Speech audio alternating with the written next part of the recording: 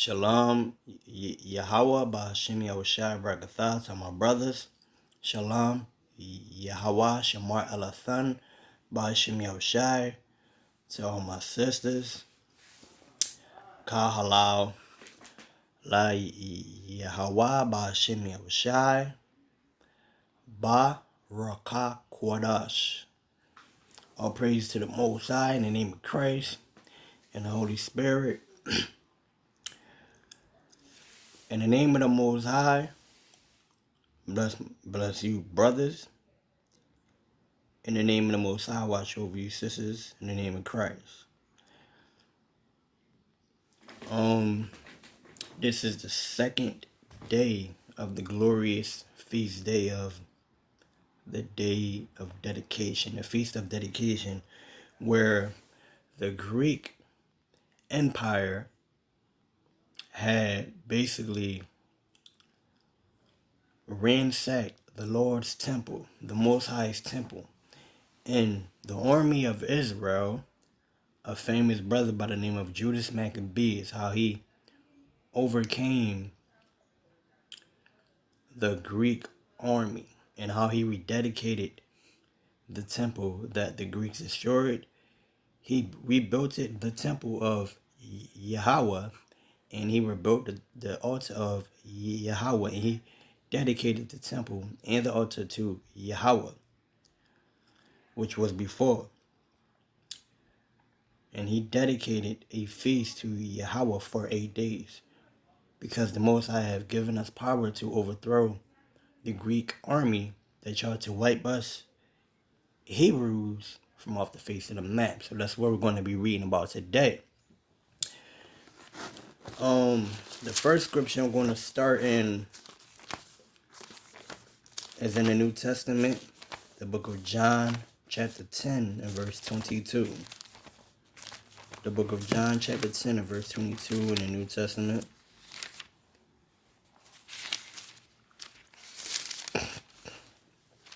The book of John, chapter 10 and verse 22 in the New Testament.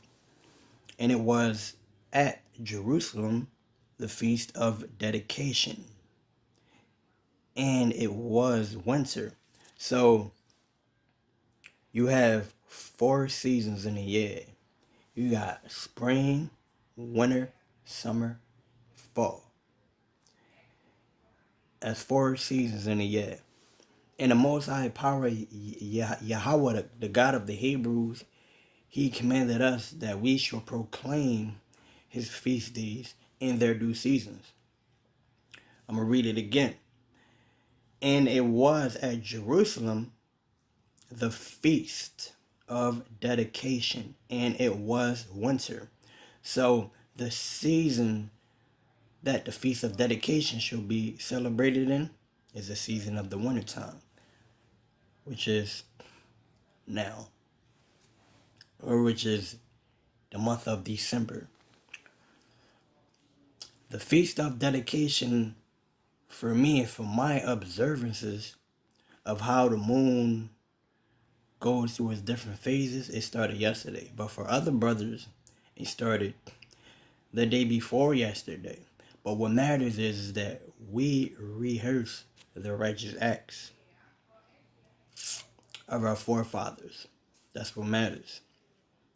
But in the book of First Maccabees that deals with the Greek Empire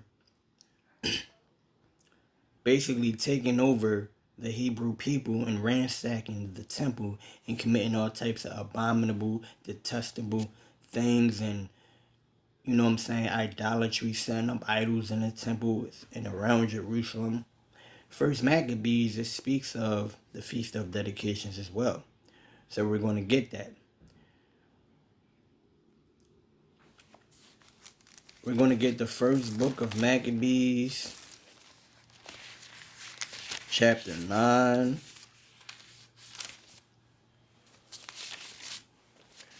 First book of Maccabees, chapter 9 and verse 1, right? We're going to read this all the way until we get to chapter 4. First Maccabees, chapter 9 and verse 1. Furthermore, when Demetrius heard that Nicanor and his host, which is an army, were slain in battle, he sent Bexidus and Alcimus into the land of Judea, the second time, and with them the chief strength of his host, of his army. All right, so basically you have the Greek Empire. They're trying to overthrow the Hebrew Israelites. But little do they know that the Hebrew Israelites, the power that they have, the power comes from the Most High, Yahweh, which is the God of the Hebrews. So Judas Maccabees and the rest of the Israelites, his brothers, they didn't slain a fraction of the Greek army, right? So this Greek here named Demetrius, he have heard that one of his men, that one of the captains of his army, of his fraction of the army, have been slain by Judas Maccabees, right? So now Demetrius, he goes to tell another Greek by the name of Bexidus. Now Bexidus is to go and fight the battle to war with Judas Maccabees and the rest of the children of Israel. This is verse 2. Who went forth by the way that leadeth to Galgala and pitched their tents before Mazalath, which is in Arbala. And after they had won it, they slew much people. Verse 3. Also the 4th month of the 152nd year, they encamped it before Jerusalem. So now you have this Greek army that is being led by Bexidus. Him and his whole army have encamped around Jerusalem. They have encamped around Jerusalem, meaning they have Jerusalem. You have the city of Jerusalem, and then outside of the city of Jerusalem is the Greek army. They set up their tents and they encamped around Jerusalem to see who was coming out of Jerusalem and who was going in of Jerusalem. Verse 4. From whence they were moved and went to Berea with 20,000 footmen and 2,000 horsemen. So the Greek army, they had 20,000 men on foot with swords and shields. And they had 2,000 men on horses with swords and shields. So they had their army ready to go against the Jews, to go against Judas Maccabees. Verse 5. Now Judas had pitched his tents at Eliza, and 3,000 chosen men with him, who seeing the multitude of the other army to be so great, was sore afraid. Many conveyed themselves out of the host, insomuch as there abide of them no more but 800 men. So now you have Judas Maccabees and the rest of the brothers in Jerusalem. The Greek army that encamped around Jerusalem, some of the Hebrew brothers that were with Judas Maccabees, they saw how big and great the Greek army was. So they got afraid and they ran away from their brothers. When their brothers was getting ready to battle, they got afraid and they ran away from their brothers. Right? Verse 7. When Judas therefore saw that his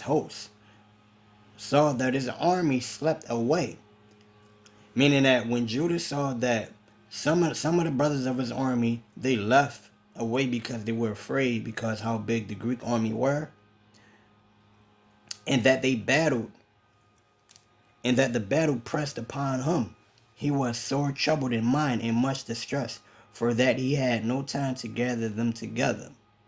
So now you got the Greek, you have the Greek army encamping around Jerusalem, and then you got the brothers of Israel that's with Judas Maccabees and the army of Israel. They see how big the Grecian army is, and then they run away. So Judas Maccabeus, meaning the man that is in charge, the man of God that is in charge, he has no time to basically go and gather more people.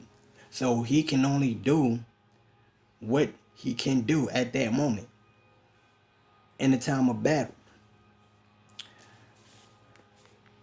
Verse 8, nevertheless, unto them that remained, he said, so unto the brothers that stayed with Judas Maccabees, this is what he said to them.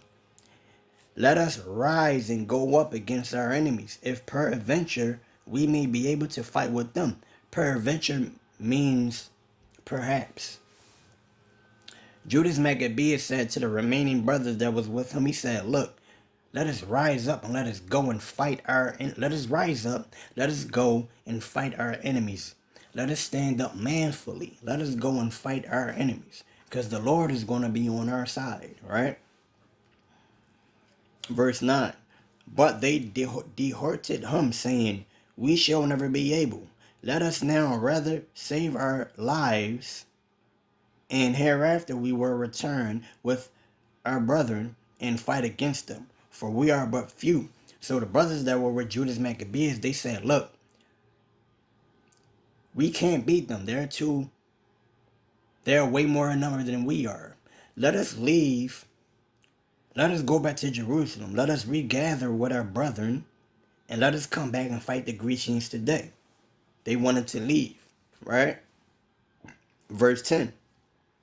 Then Judas said, God forbid that I should do this thing and flee away from them. If our time be come, let us die manfully for our brethren, and let us not stain our honor. Meaning that when they told Judas that they wanted to leave and gather their brothers up so they can go to war with the Greek army, Judas said, look, God forbid, I am not leaving. Let us die manfully. Let us go to the battle and fight the Grecians. And if we die, let us die manfully, because I will not run away from these heathens, from these idol worshippers, from these pagans. I will not run away from them and stain my honor. You will not know Judas Maccabeus from running away from anything. This is what Judas Maccabeus, this is what he is saying. Verse 11. With that the host of Bexidus removed out of their tents and stood over against them, their horsemen being divided into two troops, and their slingers and archers going before the host, and they that marched in the forward were almighty men. So now you got the Greek Empire, the Greek army, they're separating. You got some 2,000 horsemen that's on horses. They're separating into two troops, into two different fractions of armies, right? And then you got the archers, meaning the ones with the bow and that with the bows and the arrows, and then you had the slingers, the one with the slingshots. The slingshots, you got the rock. You put the sling inside the rock. You have those. You have the archers. Then you also have the horsemen. All of these people that were in the Greek army, they divided to make groups of themselves to go up against the Hebrew men. Verse 12. As for Bexidus, he was in the right wing. So the host drew near on the two parts and sounded their trumpets. Right? So the Greek army, they sounded their trumpets to go to battle. It's one long blast. They sounded their trumpets to go to battle. Verse 13. They also of Judas side, even they sounded their trumpets also, so that the earth shook at the noise of the armies, and the battle continued from morning till night. So Judas Maccabees and the rest of the Hebrews, they went to battle with the Greek army from the morning time to the night time, 24 hours, all day. Right? Verse 14. Now when Judas perceived that Bexidus and the strength of his army were on the right side, he took with him all the hardy men. Verse 15. Who discomfited the right wing and pursued them unto the mount Azotus. Verse 16. But when they of the left wing saw that they of the right wing were discomfited, they followed upon Judas, and those that were with him heard at the hills from behind. So basically, now you have the Greek army. The left side of the Greek army was basically they were falling back. They were getting afraid. They were being weakened. They were falling back.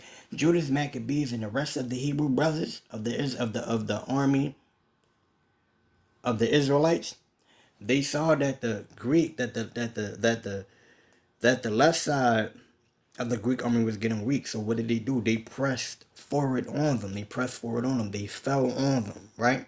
So the right side of the Greek army, they noticed this. So what did they do? They started to follow Judas Maccabeus and the Israelite brothers. They started to follow behind them, meaning they wanted to sneak up on them and catch them and put them to death and kill them. Verse 17. Whereupon there was a sore battle, and so much as many were slain on both parts. So many were killed on both parts. You have many Greeks that were killed on both parts, and many Israelites that were killed on both parts. This is what happens when war comes. When war happens, be prepared for death to happen. Those two go hand in hand. Verse 18. Judas also was killed, and the remnant fled. So Judas Maccabees, he was killed in the battle with the Greeks, but he died a manfully death. He didn't run away and leave his brothers like cowards in the midst of war, or when the war was about to start. He ran. I mean, he stayed there and he fought manfully, and he died, and his honor is not stained. Verse 19. Then Jonathan and Simeon took Judas their brother and buried him in the sepulchre of his fathers in Modin. So Jonathan and Simeon took their brother Judas Maccabees, took his body and buried him where his father was buried at. Verse 20. Moreover, they bewailed him, and all Israel made great lamentation on for him and mourned many days, saying, How was it the valiant men fallen that delivereth Israel? Meaning their brother died. Meaning Judas Maccabeus, he was an all-staring brother. You know, he was serious about the law, statutes, and commandments, and serious about following the Lord. He is the brother that kept the nation of Israel together. So when he died, his people and his brothers, they were crying and they were saying that how was it that the valiant, the very strong men, they die in the midst of battle, and they have delivered Israel? Verse 22. As for the other things concerning Judas and his wars and the noble acts which he did in his greatness, they are not written, for they were very many. Meaning Judas Maccabeus, he did many great acts. He did many great acts for the people of Israel, for his own people. Meaning he didn't went to war with the Greek Empire. He went to war with the Greek Empire. He didn't overcame Greek armies in battle. Why? Because simply, he was the man that was enforcing that the people of Israel should keep the law, statutes, and the commandments. And when you do that, the Lord will continually be on your side, and you will be the apple of his eye. Any enemy that come up against you, the Lord will deal with it. The Lord will put them to death. Right? Verse 23. But listen to this though. Now after the death of Judas, the wicked began to put forth their heads in all the coasts of Israel, and there rose up all such as wrought iniquity. So now, when Judas Maccabees died, right, you have wicked Israelites that's committing wickedness, and you also have the Greek Empire that's coming up against Jerusalem even harder now, because this great man Judas Maccabeus, who was basically at the forefront of the war when Israel was fighting the Greeks, that this man Judas Maccabeus, he's dead. So now the Greeks, they feel like they have an upper hand. They feel like they have an opportunity. So they press forward on committing all type of wickedness in Jerusalem. Verse 24. In those days also was there a very great famine, by reason whereof the country revolted and went with them. So now there was a very great famine. So now you got the Greeks, they go to Jerusalem, they destroy Jerusalem, they besiege it. You know what I'm saying? And then it was a great famine. Famine is poverty. Famine is no food. Famine is starvation. Right? So when the people revolted, meaning Jerusalem, when they revolted against the Greeks, because there was no food. So, because there was no food in the land of Jerusalem, many of the Israelites, they went and they joined hands with their enemies, which are the Greeks. Verse 26. And they made inquiry and searched for Judah's friends and brought them unto Bethsaida, who took vengeance of them and used them despitefully. So now you have some Israelite brothers who turned their own Israelite brothers into the enemies, so they can be a friend unto the Grecians, so they can get food, so they can get clothing and things like that, right? Many things which this is what you see today.